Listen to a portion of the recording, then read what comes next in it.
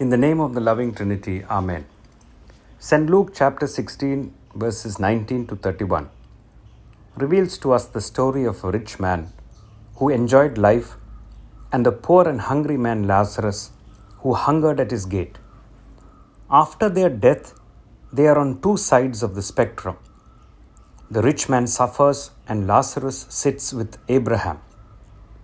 The heat and suffering is so much that the rich man requests Abraham to send Lazarus and put some water on his tongue.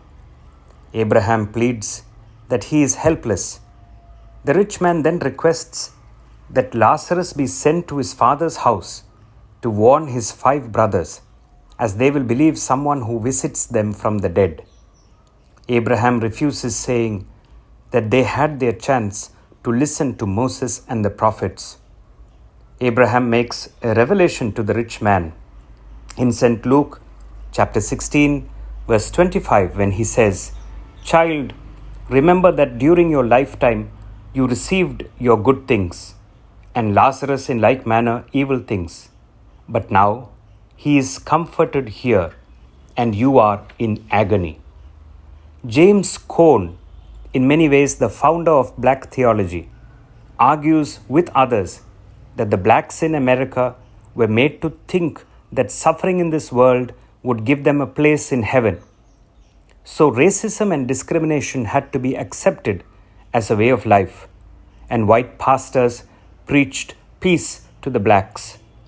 Later this changed, and James Cone argued for and about a black Jesus who would experience discrimination in this world and would stand with the oppressed and fight for their liberation. It is easy to interpret St. Luke 16 as speaking to the poor and hungry that poverty will guarantee them a seat in heaven. But St. Luke 16 is actually a voice and warning to the rich to mend their ways. It is a reminder that they will suffer if they do not share their resources with their poor brothers and sisters. Lent is a leveler. It is an opportunity to reform ourselves, share what we have, and become poor if we have the remotest dream of going to heaven. This passage is not a reminder to the poor and hungry, but a warning to the rich.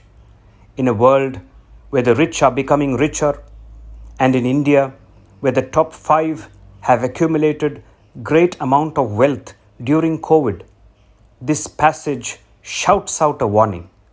Unless you change and unless you share, unless Lent is not just fasting and a break from feasting, but giving out what you have, you and I are going to hell.